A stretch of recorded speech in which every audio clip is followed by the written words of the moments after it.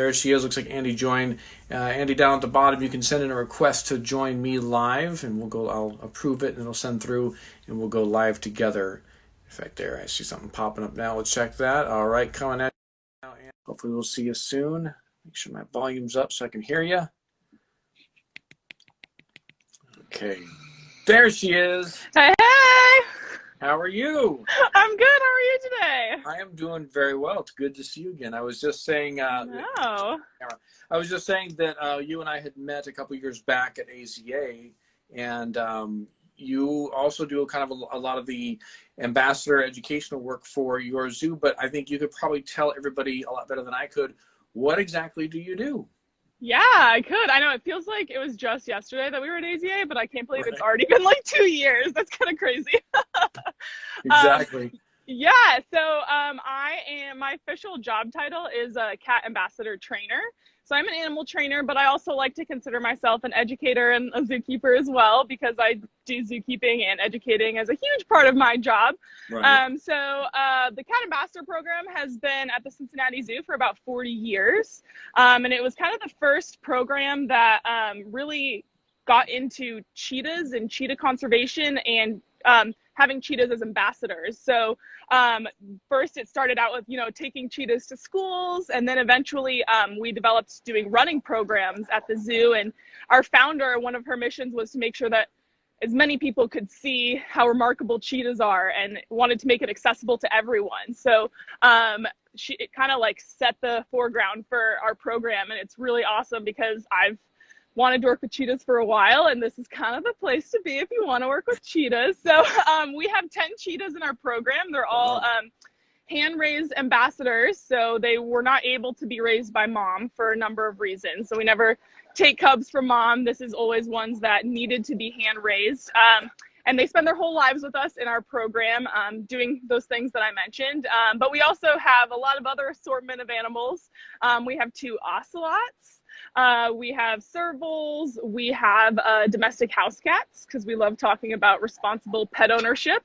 And they're a big part of all of our shows. Yep.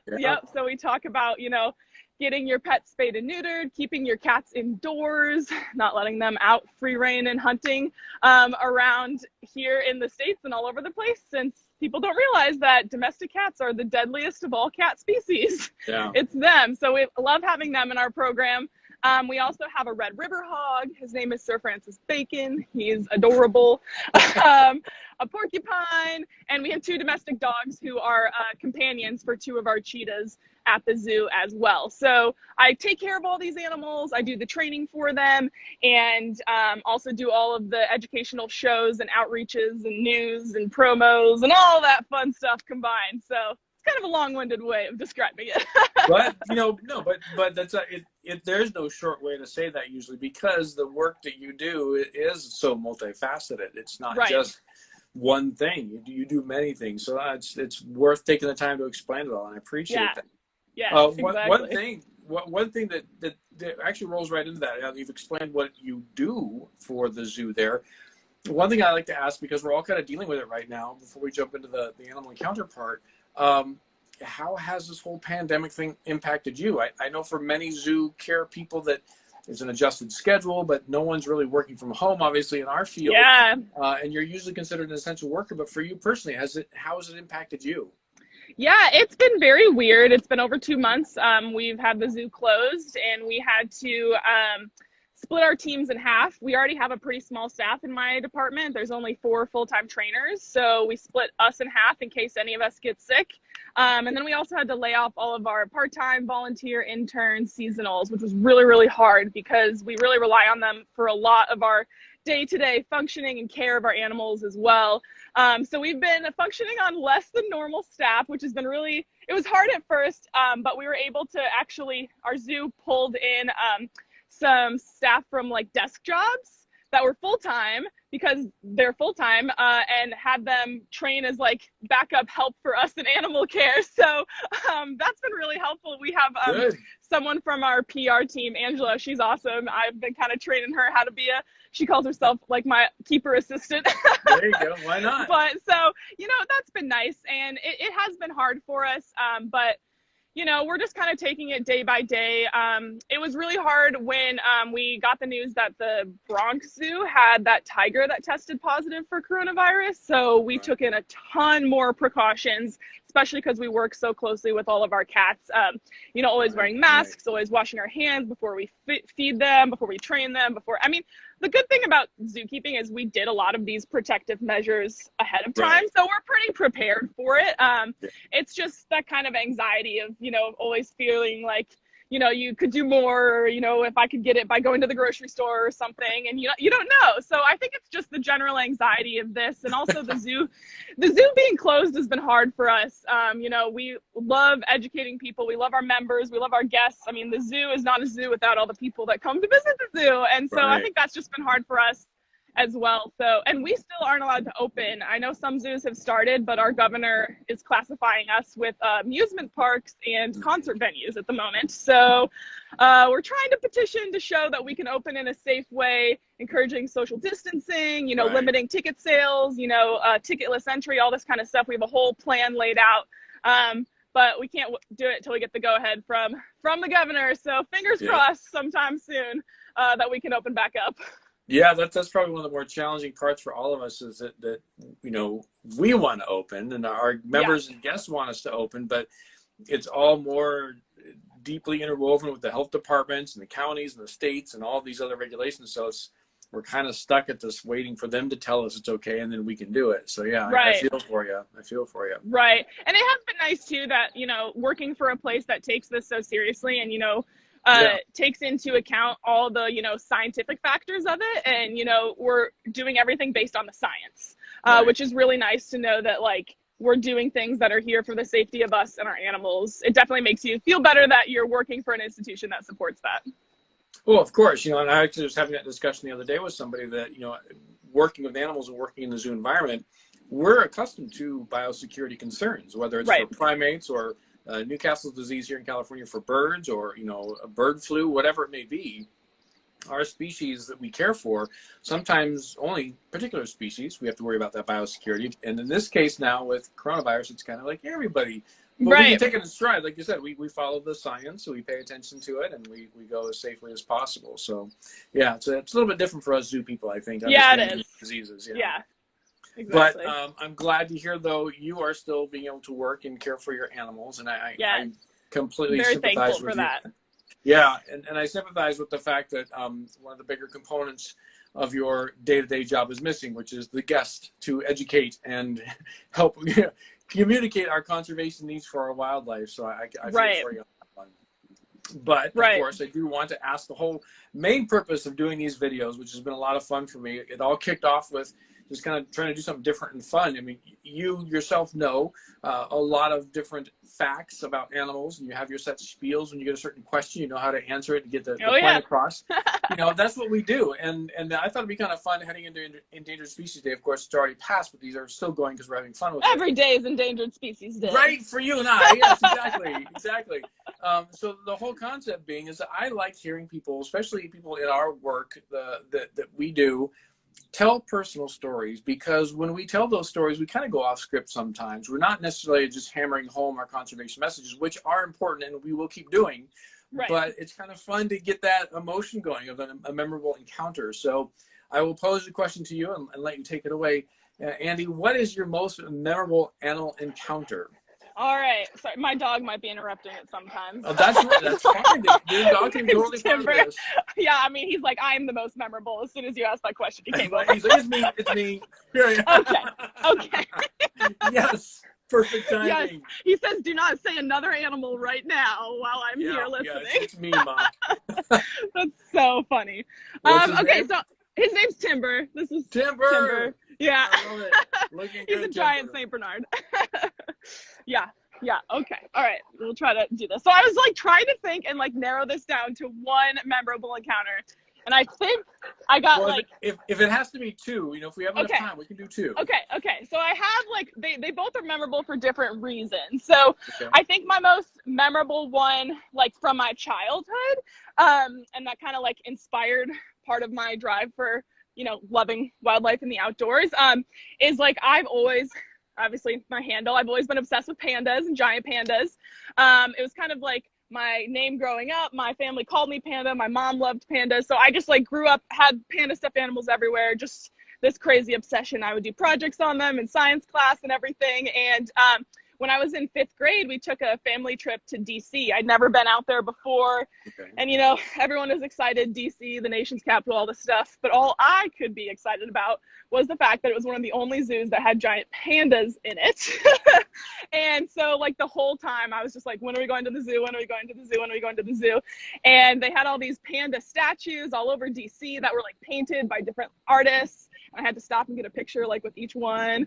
So nice. Excited. And then we finally went there, and it was the first time I ever saw a giant panda in person, and I freaked out. I just like had this smile, and it was just that moment that I just like, I don't know, it was just like your dreams come true, you know, you're a little kid and you get to see this animal that you've loved for so long, and they were just sitting there munching on some bamboo, and I remembered their names, and I went home and like researched them. I like adopted the panda from the zoo, and you know, I like followed them for years, like these pandas and their stories and their babies and everything. And I think it was just so cool of like an example that I try to like go back to when I'm doing my job. And, you know, maybe a day where, you know, you're really tired and, you know, it's been a long day, and you see a kid that like has that moment like with one of your animals, and right. Like I try to relate back to that. That's what I was when I was a kid, and I still remember that moment to this day. Yeah. And it's so cool to work at a place where you can have those moments for like kids all over, and adults too, but you know, having those kind of connections and those kind of moments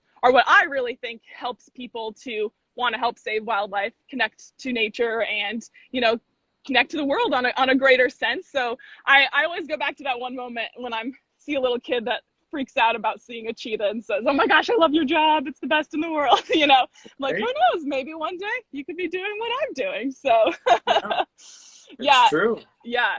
And then my second moment, it kind of ties into that. I wasn't actually sure what I wanted to do in college, because I always knew I wanted to work with animals, but zookeeping for some reason wasn't at the top of my mind. I thought I wanted to go to vet school. So I did a study abroad, and I worked with a veterinarian, and kind of realized that it wasn't necessarily for me. I really liked the working with the animals part and the training and the education side. So in college, I started, this was in Ann Arbor at the University of Michigan, I started volunteering at this local zoo called the Creature Conservancy, and they were solely like outreach programs. So it wasn't like a walk-through zoo. It was more like you come for summer camp, you come there for, you know, we would take the animals to schools, all that kind of stuff. And they worked with the Columbus Zoo a lot. So if, you know, Jack Hanna was coming up to Michigan, he would take us to go. So I got to work with Jack Hanna once when we went up there, and we took all of our animals to do one of his cool shows and stuff. And then we do this big fundraiser at the end of the year where Columbus brings up some of their outreach animals to raise money for the zoo. And I remember sitting there in the audience, and, you know, Columbus keepers are out there. They're bringing out all these cool things. They brought out a penguin and everything. And then all of a sudden, the very end, these two guys walk in with a cheetah on a leash. And they, like, walk into the stage. And I just had this moment where I was like, what? Like, this is a job? Are you kidding me? I had no idea that was even a thing. Like, I love cheetahs. And they're there training the cheetah, talking about them. And like this moment, like when the cheetah walked in, just everybody got silent, you know, just like that moment of awe. And I was like, I want to do that. That's what I want to do. So that's an important moment. Yeah, exactly. So it was crazy. And then from then on, it took me a few years, but now that's my job, which is kind of crazy. Okay. So, and I'm actually really glad you brought that up, because I have people always asking me, as I'm sure you have asking you, and I have my story of how I got here, but I you know, we have extra time since you've already got your encounter there, but this is a great like leap into the next step of what I'd like to ask you. How did you get your start? So, like, you know, I always get like, how do I get your job? How do I get your job? And I'm sure you get that too. Oh yeah, all the time. So what is your sort of go-to answer on that, as far as when someone's like, you see it in their face, they have to figure out how to do what you do? Right, exactly. And it's funny. You lived that moment. So what was it then after that moment when you wanted, I've got to do that? Right. Now, what was that space in between? What did you do to get there? Well, so I was already kind of on a good track because I was majoring in a biological science. So I was Okay. majoring in environmental science. I had previously gotten a lot of animal care work by working at veterinary clinics. I had worked the summer before in South Africa doing some vet work and working at a cheetah breeding center where I fell in love with cheetahs. And then the following summer, once I like kind of changed gears, so I continued working at that Creature Conservancy Zoo while I was in college. I was volunteering there for the first like year and a half, 2 years. I got to go to Thailand to volunteer with at this really great organization to help with animals there that needed to be rehabbed and released. And I fell in love with gibbons and elephants and all that fun stuff. But then once I was back in the States the summer after I graduated college, I actually got hired to teach the summer camps at that zoo. So I was getting paid so paid keeper experience work is really key, is what I tell people. So I was getting paid to do that education style and also take care of the animals. So all of that background, I think, going into college really helped me when I was applying for my first keeper jobs after I graduated. So I applied all over the country, didn't hear back from a lot of places. I actually applied to a job at Cincinnati, didn't get it. And I, just kept applying. That's what I always tell people too. Just like, keep doing it. Gotta be persistent. And by the end of that summer, I got accepted as a full-time keeper at the Fort Worth Zoo in Texas in their animal outreach department. So it was an awesome job. I was working with a bunch of different animals, things from, Madagascar hissing cockroaches to American alligators to battler eagles, my favorite bird ever. That's so cool. Nice. Bakar, the battler eagle, Birds, yeah. Fort Worth Zoo. He's awesome. So that was really great. And I learned a lot working there. And I think that was also really helpful in getting my now job that I have because most keeper jobs, and especially specialized keeper jobs like, cheetahs or any education things, they want you to have paid experience at an AZA zoo. Right. So up until I got that keeper job in Texas, none of my experience was AZA, which I think is a big distinction. That's also it's really hard for people to get that experience. So but I knew I always wanted to work with cheetahs. So when this job opened up at Cincinnati, I applied right away. Made it through the first round of interviews. They actually flew me out for my interview, which was kind of crazy. I wasn't expecting that. I had a full day interview. I interviewed with our director, our COO. I had to do a keeper chat in front of the lions at the end of the day in front of the public. It was a very extensive interview. Sounds like it, yeah. I kind of went into it didn't thinking I was going to get it kind of thing because I was when you do that, it kind of removes some of the pressure. I think so too. I was taking it as a learning experience, and I got to visit Cincinnati Zoo. This is so awesome, and I didn't really have any expectations. I just went in, just being myself and doing what I do, and it paid off, I guess. So that's how I got this job, and it's my dream job, so I don't plan on leaving anytime soon. So there's not a lot of cheetah keepers in the world, let alone cheetah ambassador keepers. So it's a pretty high demand job. But my advice for people, and especially kids going into it, is just get as much animal work as you can. Work really hard. Always put in that extra effort when you can, because making connections with people is really key as well. And people know you're a hard worker and you're passionate and you're dedicated. That's going to translate really well to the field. And also when people are, it's a very small community. Once you get inside of it, everybody knows someone. And so you want to make sure you're making really good connections with people. And what's great about this community too is everyone is so nice and passionate. I love working in a zoo with people who are so passionate about conservation and their jobs. It was really weird because I always felt like growing up I was kind of the odd one out that was just obsessed with animals and this weird person that just couldn't stop talking about animals. And then I get here and I was like, whoa, everyone's like me. What? Right? I found my people. Yeah. Exactly. Yeah. So one thing I want to ask, because I think it paints a very important picture of the process. I love the fact that you mentioned having to be persistent, that you had to apply over and over again to multiple places to just finally get that little crack to get into to get there. But from the moment you were like, I need to work with cheetahs as a profession, to the moment then that it happened, how much time, how many years was that roughly? Um, that was like 3 years, 3 years. Okay. which is And actually pretty small, I think, it's for pretty how long quick. it Yeah. takes In all people. honesty. Yeah, it is Yeah, pretty quick, but I want to make sure though that that is brought up because so many yeah, times I hear from people either getting into college or coming out of college. Well, I applied and I've got the degree. Why can't I yeah, get the job?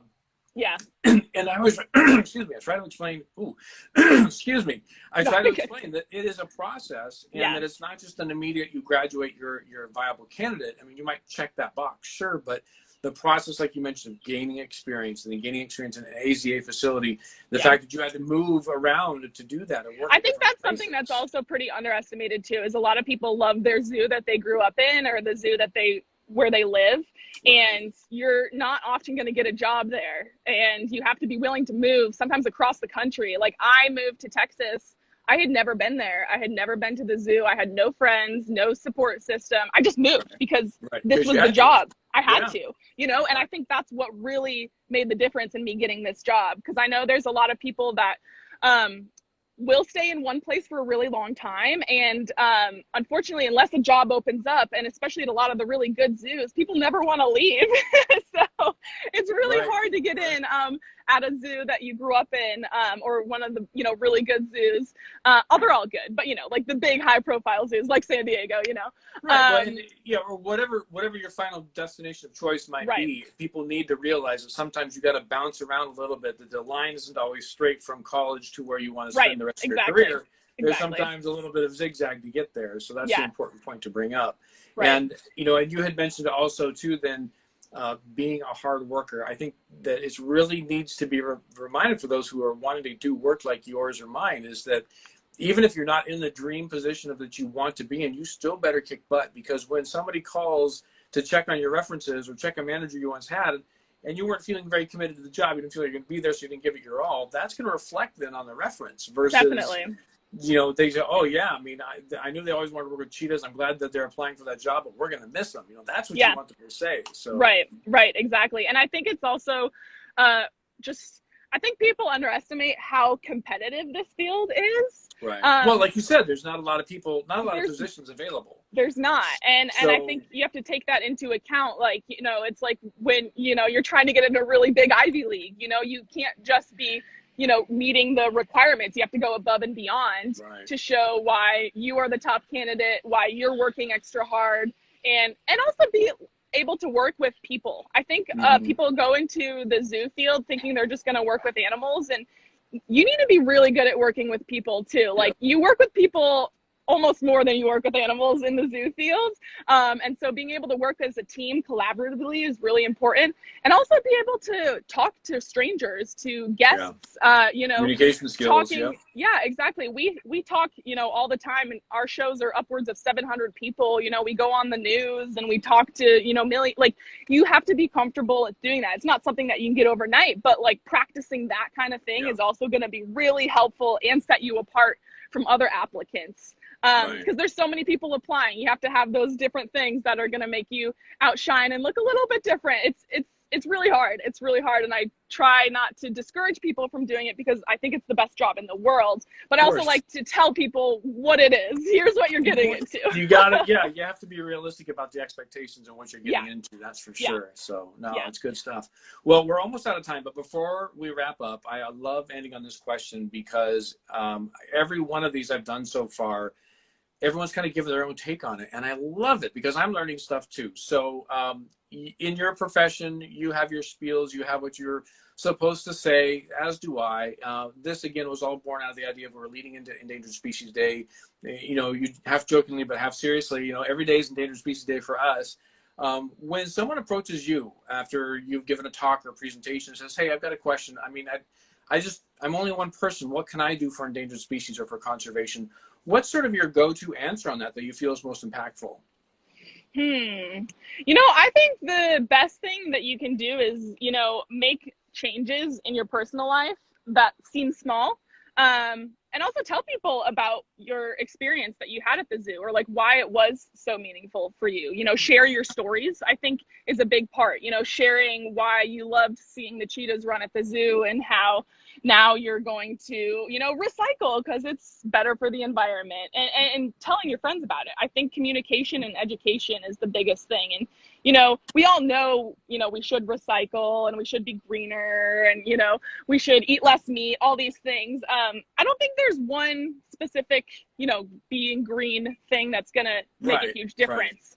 I think it's the mindset of, you know, let's be nicer to Earth and respect it more. And let's talk about why we want to, you know, let's talk about our, you know, meaningful moments that we've had, you know, whether it be at a zoo or, you know, a national park or even in your backyard. You know, backyards are little ecosystems as well that are super cool. I know I've gotten really excited during quarantine, you know, sprucing up my backyard, putting out bird feeders and watching the bees and all this kind of stuff. And it doesn't have to be a huge trip to South Africa to, you know, see cheetahs running. It can be anything like coming to your zoo, or a butterfly literally just flew right past me as I said that. What is this? It's perfect. That's what it is. What is this?